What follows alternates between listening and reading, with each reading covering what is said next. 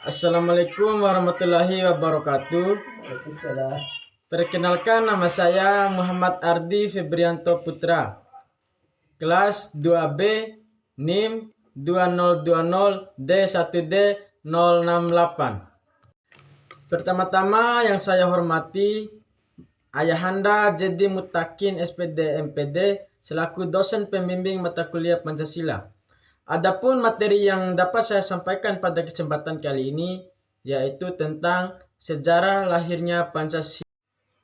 Adapun poin yang saya bahas kali ini yaitu Pancasila dalam konteks sejarah bangsa. Yang pertama, zaman kuno. Sejak adanya kerajaan-kerajaan di Nusantara dan masuknya agama Hindu, Buddha, dan Islam, unsur-unsur Pancasila sudah ada di masyarakat, yaitu terkait dengan sistem kepercayaan. Yang kedua yaitu zaman kolonial. Dengan masuknya Belanda VOC tahun 1602, perlawanan rakyat abad ke-14 sampai ke-19 bersifat kedaerahan dan lokal sehingga mudah dipatahkan. Poin kedua yaitu perlawanan rakyat abad 20 ditandai yang pertama, munculnya paham nasionalisme, liberalisme, dan komunisme. Yang kedua, pengaruh kemenangan bangsa Asia terhadap Eropa. Yang ketiga, munculnya pergerakan nasional Indonesia. Yang keempat, tumbuhnya organisasi modern. Yang kelima, Sumpah Pemuda.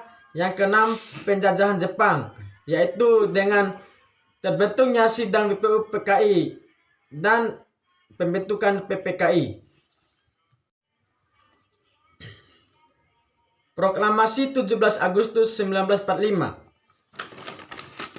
Proklamasi kemerdekaan Indonesia dilaksanakan pada hari Jumat 17 Agustus 1945 tahun Masehi. Pada tanggal 17 Agustus 2605 menurut tahun Jepang, yang dibacakan oleh Soekarno dengan didampingi oleh Dr. Andus Muhammad Hatta, bertepatan di Jalan Pegangsaan Timur nomor 56, Jakarta Pusat. Pada tanggal 6 Agustus 1945, sebuah bom atom dijatuhkan di kota Hiroshima oleh Amerika Serikat yang mulai menurunkan moral semangat tentara Jepang di seluruh dunia. Sehari kemudian BPU PKI atau Dokuritsu Jumbi Kosakai berganti nama menjadi PPKI atau disebut juga Dokuritsu Jumbi Inkai dalam bahasa Jepang.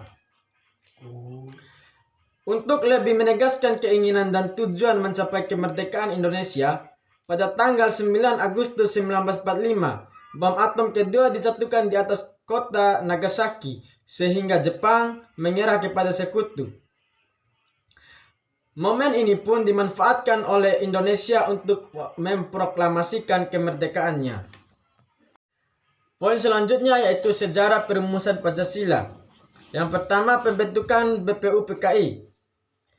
Jepang memberi janji kepada Indonesia bahwa akan diberi merdeka pada tanggal 24 Agustus 1945. Sehingga untuk mewujudkan janji tersebut, berdirilah BPU PKI, yaitu Badan Penyelidik Usaha Persiapan Kemerdekaan Indonesia. Badan ini beranggotakan 60 orang, diketuai oleh Dr. Rajiman Widyo Diningrat, dan wakil ketua adalah Raden Panji Suarso serta Ichu Bangusa Jepang. Sidang pertama BPU PKI yaitu pada tanggal 29 Mei sampai 1 Juni 1945. Agenda sidang dalam pertemuan ini adalah membicarakan tentang landasan-landasan bernegara atau dasar-dasar Indonesia merdeka.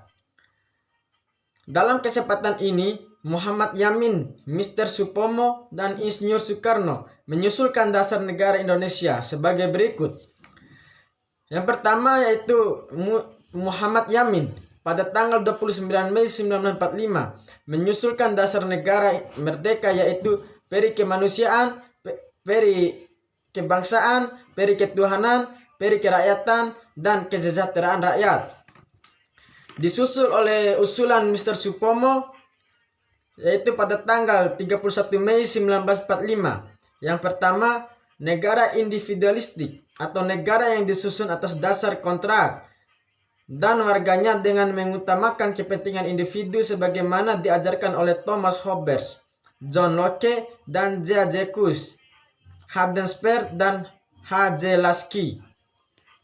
Yang kedua yaitu negara golongan atau dalam bahasa Inggris class theory yang diajarkan Marx, Engels, dan Lenin.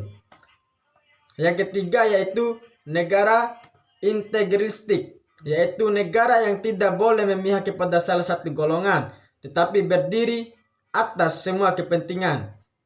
Spinoza, Adam Muller, dan Hegel.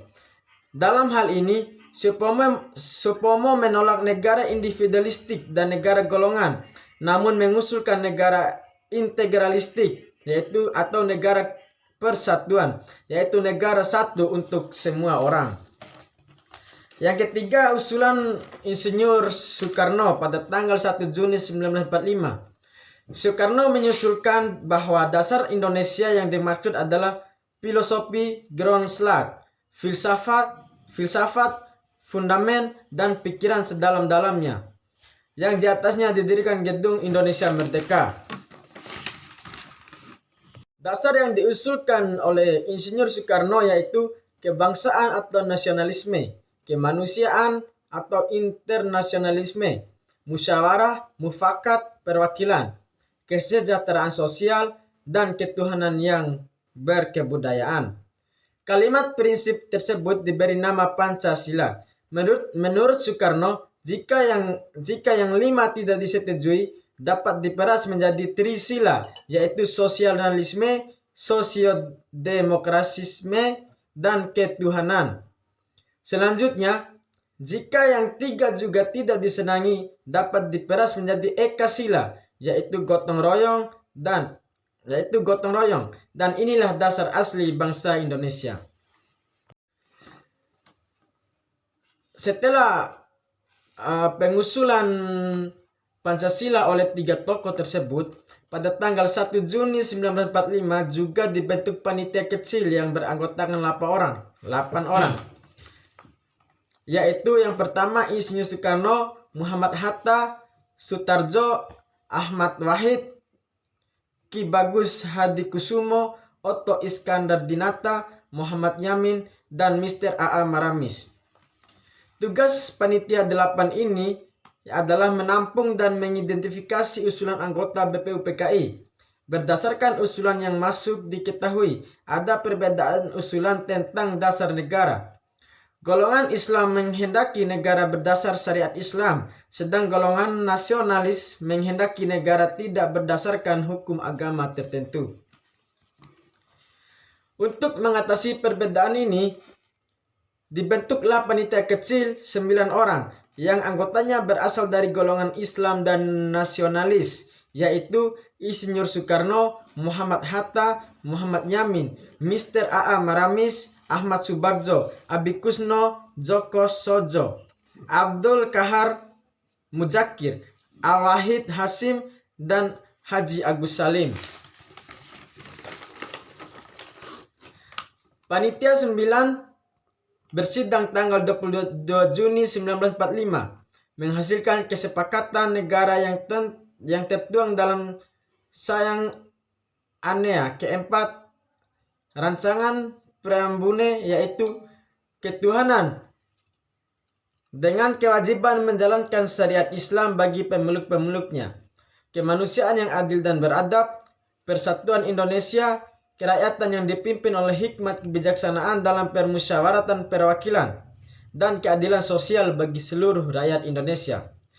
Isi selengkapnya kesepakatan itu disebut rancangan preambule hukum dasar. Mr. Muhammad Yamin mempopulerkan kesepakatan tersebut dengan nama Piagam Jakarta.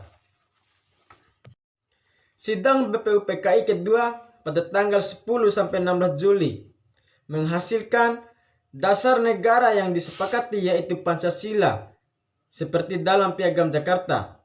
Bentuk negara republik, hasil kesepakatan dari 55 suara dari 64 yang hadir. Wilayah Indonesia disepakati meliputi wilayah Belanda Timur, Hindia Belanda, dan Malaka. 39 suara. Dibentuk 3 panitia kecil. Yang pertama, panitia dirancang UUD Undang-Undang Dasar diketuai oleh Insinyur Soekarno. Panitia Ekonomi dan Keuangan diketuai oleh Muhammad Hatta. Panitia Pembela Tanah Air diketuai oleh Abi Kusno Djokrosojoso. Yaitu pembentukan PPKI, yaitu Panitia Pelaksanaan Kemerdekaan Indonesia. Pada tanggal 9 Agustus 1945, PPKI dibentuk dalam rangka mempersiapkan Indonesia merdeka dan intinya mengesahkan dasar negara dan Undang-Undang Dasar 1945 dengan Ketua Insinyur Soekarno dan Wakil Muhammad Hatta. Jumlah anggota 21 orang. Selanjutnya, anggota PPKI ditambah 6 orang. Anggota wakil golongan, yaitu Wiranakusuma, Ki Hajar Dewantara, Mr. Kasman Singodimejo, Sayuti Malik, Mr. Iwa Kusuma Sumantri, dan Mr. Ahmad Subarsjo. Jadi, PPKI berfungsi sebagai Komite Nasional Pembentuk Negara. Selanjutnya, proklamasi kemerdekaan. Jepang menyerah pada sekutu. Golongan pemuda Sukami, Adam Malik, Kusnaini, Sultan Syahrir, Sudarsono, Supomo, dan kawan-kawan meminta Soekarno untuk mengumumkan kemerdekaan Republik Indonesia. Sebaliknya, golongan tua masih banyak berpikir dan pertimbangan. Terjadilah kesepakatan di Rengas Dengklok dan proklamasi dilaksanakan hari Jumat 17 Agustus 1945 oleh Soekarno dan Muhammad Hatta, yaitu bertepatan di Jakarta. Sidang pertama PPKI. Sore hari setelah proklamasi, datang ofisir Jepang ke rumah Bung Hatta menyampaikan keberatan wakil Indonesia bagian timur terhadap 7 kata dalam sila pertama Piagam Jakarta. Sebelum sidang, Bung Hatta menemui wakil-wakil Islam. Akhirnya disepakati untuk menghilangkan 7 kata tersebut. Mengesahkan Undang-Undang Dasar 1945, menetapkan Insinyur Soekarno menjadi presiden dan Dr. Randus Muhammad Hatta sebagai wakilnya. Membentuk Komite Nasional Indonesia Pusat atau KNIP yang bertugas mendampingi presiden dan wakil presiden sampai terbentuk MPR dan DPR. Mungkin hanya itu saja yang dapat saya sampaikan pada kesempatan kali ini. Billah fisabilil haq fastabiqul khairat. Wassalamualaikum warahmatullahi wabarakatuh.